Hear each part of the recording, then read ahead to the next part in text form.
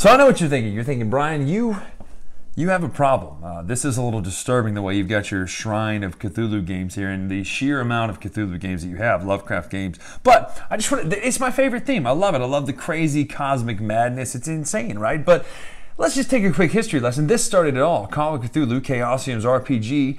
This is 7th edition. This started all of this, right? Then you got Arkham Horror from there by Richard Launius, which then led to all of this stuff that's out on the table, including the Arkham Horror, the card game over there. But today, we're looking at another Richard Launius game, a game called Cthulhu's Vault.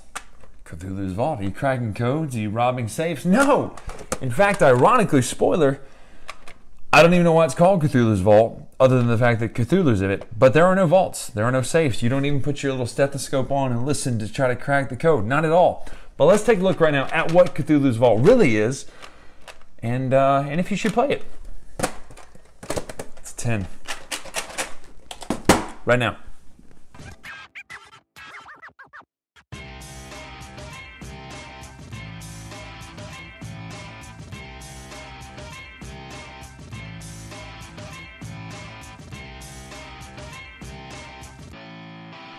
So here's the basic setup right here. Everybody gets 7 story cards in their hands. You start with 2 of these tokens. You start with a cultist token, level 1, and an investigator token, level 1. There's a bank of 8 level 1 investigator tokens and 8 level 1 cultist tokens. The prologue card gets set down. Now notice a couple things about this card. It's got its information, that it is in fact the Deep Ones card. It's got some symbols on it.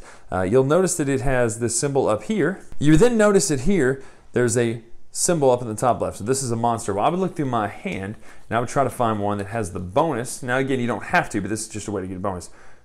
The same symbol here. So when I play this card, I would get the 2 tokens face down that already happened, and then I would get the bonus, which on this one it says steal a power token from any other player. But there's a huge step that's missing, because on the side of the box and everywhere through the instructions multiple times, this is a narrative storytelling game. So what you do is you would tell a story about the Deep Ones first. You would say, in the city of Innsmouth, there's an ancient race of beings that is supposedly interwoven into the people of the town of Innsmouth called the Deep Ones. And legend has it that there are these fish people who worship Dagon, and then story play begins.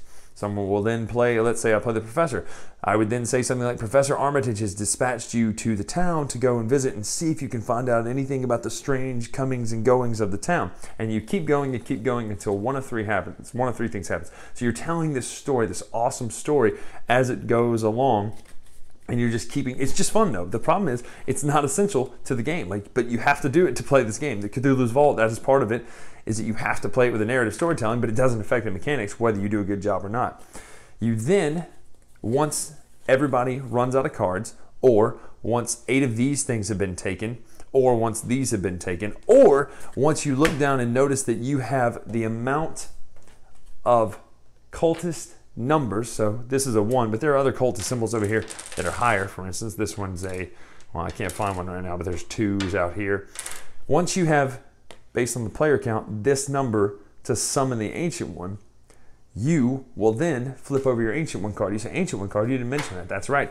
Everyone starts with one of these Ancient One cards that you might become. You might become the Ancient One player while everyone else becomes a player as an investigator. Now look at these. You've got some great Ancient Ones through the ages of the mythos. You've got Shudmel, a favorite. Obviously, the instruction book, it tells you all about these. Favorite of the co-designer. But if you look in the back here, I really like this.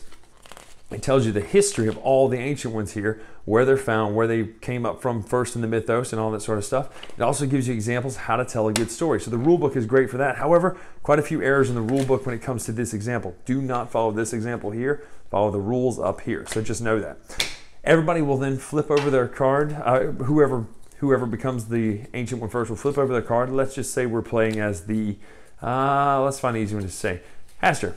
So Hastur here, that player will become Hastur. They will take their tokens that they've collected the whole time up to the power amount of their life. So let's just say I'm in a 3 to 4 player game.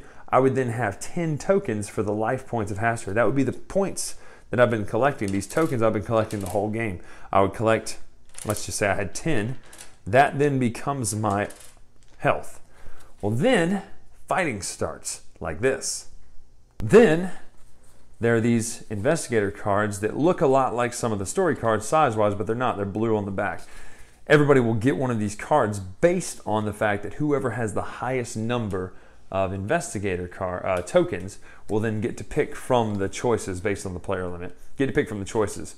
Then you draft around. Now on these, your health is listed in the top left, which means you keep the amount of symbols, the amount of tokens as you have your health. So if you have a 7, you'll look down here and you'll keep 7 symbols. Now, the symbols matter which ones you keep for your attack cards, and we'll talk about those in just a minute. Your powers at the bottom here. Each person has a different power. Your hand limit's up here in the top right. So the war vet would get 3 of these battle cards over here. So it's 1, 2, 3. Now, these are things like Terrified. Terrified's a really bad one. You have to play it when you have it. You roll one of the dice. If you get an even number, you may draw a card and play another combat card. Otherwise, you take no action, spending your turn frozen in fear. It can really hurt you like that. Other ones are things like a 22 pistol. You roll 1 die on an even number, do 1 wound. The other one is at the bottom. If you have the cultist symbol, you can spend it instead if you have that trait. So the spellcaster, the occultist down here, she has the spellcaster trait. She can then cast the wither spell instead of using the 22 pistol. You'll notice that all of them have a kind of a top and a bottom. I'll show you more of these real quick just so you can kind of get a flavor for what there is. Cavalry sword, shake it off, shotgun or time to heal, mist of relay, or an axe. You can use these for different things, which is kind of cool because it gives you options. When you play a card, you draw back up to a card. The dice are also used for the old one. And let's talk about how the old one fights. The old one has a power at the bottom here, things like madness. Each time the investigator speaks the word Haster, they lose... That's hilarious. I didn't even realize that. They lose a d6 of tokens. So if you say his name out loud, literally out loud, if a person, if me, Bryan Takes, says it out loud, I have to roll the dice and I'll lose that many power. So that's actually pretty sweet. It's one of those meta things that they added to the game.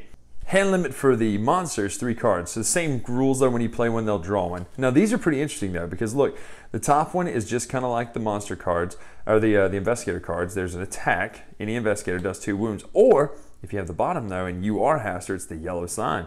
You can spin this to do, spin that, and you can eat someone. And when you eat them, they're out of the game, right? If you devour somebody, they're out of the game, which kind of sucks because it is in fact elimination at that point, because you lose, you lose. And then the other ones are similar things like that. Monstrous blocks, you can block wounds, you can heal, all sorts of different horrible, nasty things you can do. One interesting thing I should mention there, the instruction book encourages you to continue telling the story as you're fighting. So let's just say that I have played the shriveling spell. You tell it as a story, the occultist reaches back into her mind and thinks about all the lore that she's learned over the years and calls for the incantation and hits with the shriveling spell and causes wounds to rip open on the skin, blah, blah, blah. You tell the story. The whole game is about telling a story. Win or lose, the winning team decides who gets the epilogue and tells the epilogue what happens to the investigators. So just know, it could be a happy ending if you win. Spoiler, you probably won't win as the investigators because it's very, very, very hard. Even if you think, well, it's 4-on-1, it's really stinking hard. But that's how you play Cthulhu's Vault. So that's Cthulhu's Vault. Richard Launius, Jim Dietz taking a look into the mythos. Now the problems I have with this game we'll talk about first and foremost. One, you hear that sound? Did you see that happen? That's because this is a tin, not a box. For some ungodly reason, Jolly Roger Games decided to make this into a tin. You say, Bryan, that's low-hanging fruit. You're criticizing it for being in a tin. No, I really hate tins because my copy of Forbidden Island, Jason was just holding it a minute ago, is dented. Not from a huge fall. I think it barely fell and it got a dent. And once that dent happens, you're never shutting it again. Well, this one's not even dented, but you'll notice because of where you store the tokens, you cannot ever get these back in here again. It's really impossible. So that's the #1 criticism. Has nothing to do with the game design itself, has to do with the box design. Just know that it is a tin, and I hate tins for that very much reason. Now, is it a good game? Is it an interesting game? Well, here's what it says on the side of the box. It is a creative storytelling game set in the world of H.P. Lovecraft. First and foremost, it is a niche game. You need to know your friends who are going to play this game. This is not a game you go, hey, we just finished Settlers of Catan.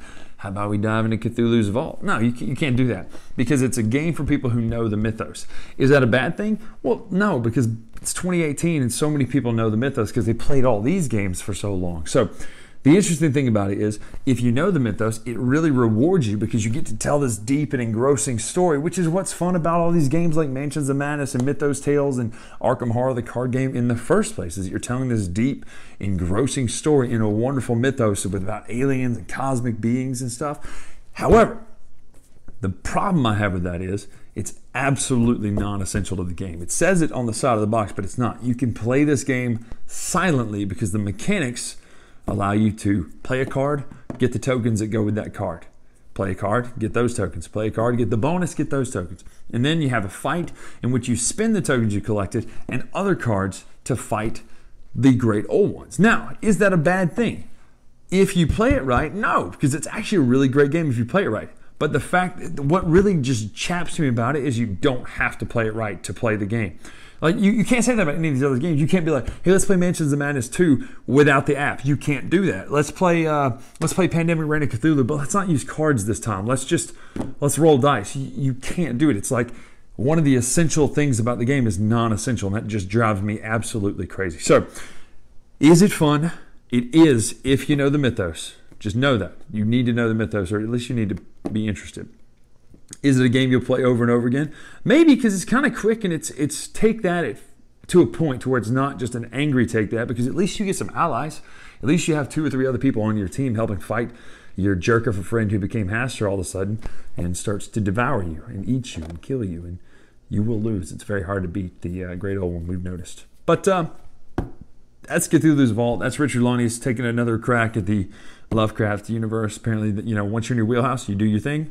You keep making games in the wheelhouse.